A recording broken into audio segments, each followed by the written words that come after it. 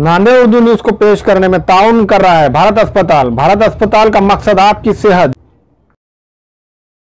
मोहम्मद यूसुफ अतार के फरजन अब्दुल समद के यहाँ बुटीक का सामान दस्तियाब है। मोबाइल के बैक कवर पर वर्क किया जाता है और दुल्हन के खड़े दुपट्टे का लेस भी दस्तियाब है। इनका पता है अफरा कलेक्शन के पीछे, मक्का Masjid Chowk Bazaar, Nanded. Nanded tyre house wholesale tyre dealer. JK tyre, Apollo tyre, CEAT tyre और दूसरी कंपनियों के टायर हमारे पास मिलते हैं। इसके अलावा फार्म वॉशिंग और वेल अलाइनमेंट भी की जाती है। प्रोपराइटर शेख मुजाहिद, बाफना टी पॉइंट, नांदेड़। अस्सलाम वालेकुम नाजरीन, नांदेड़ उर्दू न्यूज़ में आपका इस्तकबाल है। चले जानते हैं आज की खबर। बाबरी मस्जिद की शहादत के बाद से हिंदुस्तान में मुसलमानों के लिए दायरा तंग हो रहा है। मौलाना अताउर रहमान ने कहा।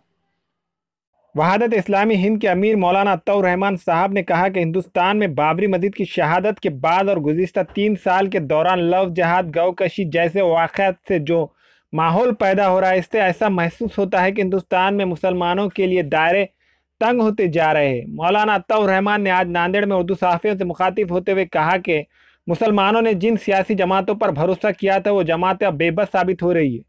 इन्होंने कहा कि हिंदुस्तान में रहने का फैसला मुसलमानों ने किया था, मुसलमान दूसरों पर मुनहसिर नहीं है। मौलाना ने मजीद कहा कि मुसलमानों को चाहिए कि वो अल्लाह से डरे और डर के माहौल से बाहर निकले। तलाक सलासा के ताल्लुक से इन्होंने कहा कि दीन और शरीयत का मामला है, इस बिल की रोकथाम के लिए इज्तिमाई तौर पर कोशिशें की ज़रूरत है। इस ताल्लुक से मुस्लिम पर्सनल लॉ बोर्ड के आइंदा इजलास में फैसला किया जाएगा। मौलाना अताउर रहमान ने कहा कि वो गुज़िश्ता कई दिनों से दौरे पर है, हालात का जायज़ा ले रहे। इब्तिदा में नासिर खतीब ने मेहमानों का तारुफ करवाया। प्रेस कॉन्फ्रेंस में ज़ियाउद्दीन सिद्दीकी, जनरल सेक्रेटरी वहादत इस्लामी के अलावा वहादत इस्लामी से वाबस्ता मुकामी जिम्मेदारान मौजूद थे। देखिए, बिल पास करने वाले जो लोग हैं उनके बारे में हम इस बात को बता देना चाहते हैं कि सब कुछ ये एक पॉलिटिकल इंटरेस्ट की तरह हो रहा है, कोई रिफॉर्मेशन की नीयत नहीं है। और मुसलमानों को डिमोरलाइज करने के लिए इस तरह की हरकतें पहले भी होती रही हैं, अब भी हो रही हैं। हम इनको स्ट्रांगली कंडेम करते हैं और उसका अपोज करेंगे और पूरी मिलत अपोज करेगी। और इसमें हम शरीयत के मामले में कोई सौदेबाजी करने के लिए तैयार नहीं है। दुनिया का कोई कानून भी अगर खुलाई कानून के मुकाबले में आएगा तो हमारी तायीद खुलाई कानून के हक़ में होगी। शरीयत खुलाई कानून का हिस्सा है, दीन इस्लाम का हिस्सा है और उसकी हिफाजत के लिए हर मुमकिन कोशिश की जाएगी इंशाअल्लाह। मौलाना, मुस्लिम पर्सनल लॉ बोर्ड के रुकन है, मुस्लिम पर्सनल लॉ बोर्ड का इस ताल्लुक से क्या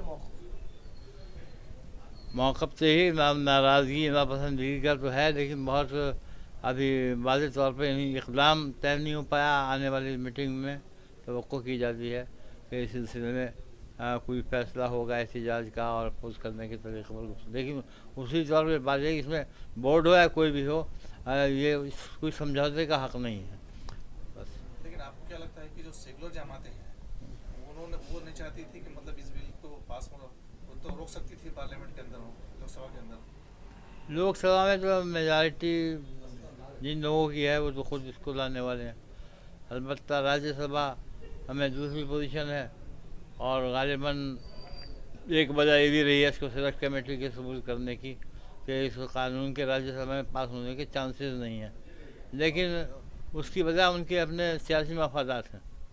उसूली तौर पर मुसलमानों के मौक़िफ़ की जो भी तायद करेगा हम उसको पसंद करेंगे और जो दीन शरीफ के ख़िलाफ़ कोई फैसला होगा उसको कंडम पहले भी करते रहें और आइंदा भी करेंगे। Muslim women protection of rights का जो अभी बिल जो पेश किया गया है पार्लियामेंट में, उसके इतने कॉन्ट्रडिक्शंस है कि ये पास कैसे हो रहा है ये समझ में नहीं आता है। और जो लोग इसको लाना चाहते हैं वो दरअसल कोई खैर ख्वाही नहीं कर रहे हैं बल्कि शरारत कर रहे हैं और अपनी राज जो पॉलिटिकल जो पॉलिसी है उसको जो प्रमोट कर रहे हैं।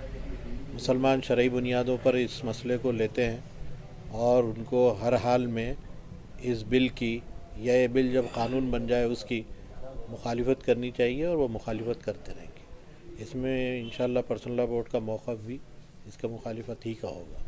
दस्तूर जो अपने मुदाखलत कर रही है शरीयत के अंदर, उस बारे में क्या? आर्टिकल जो फंडामेंटल राइट्स का जो चैप्टर है दस्तूर का, उसके ख़िलाफ़ जाकर उन्होंने ये बिल को डाला है, जबकि पर्सनल लॉज जितने भी है, जितनी कम्युनिटीज़ के पर्सनल लॉज है, सबको कॉन्स्टिट्यूशन प्रोटेक्ट करता है कि उसमें मुदाखलत नहीं की जाएगी। वो फंडामेंटल राइट्स है, उस पर उनको अमल करना चाहिए। अब अगर वो फंडामेंटल राइट्स में मुदाखलत कर रहे हैं तो ख़ुद ये दस्तूर की जो शिक़ें हैं उसके ख़िलाफ़ जा रहे हैं, और मुमकिन है कि अगर कोई ज़ोरदार रिट और या सूट सुप्रीम कोर्ट में डाली जाए तो ये क़ानून भी स्क्रैप्ट हो सकता है। उलमा इकराम का और सियासी जो कायदीन, उनका क्या मौक़िफ़ रहना चाहिए इस बारे में? उनका मौक़िफ़, उम्मत का मौक़िफ़ जो है वो होना चाहिए कि इसकी मुखालिफत होनी चाहिए और ये पास नहीं होना चाहिए।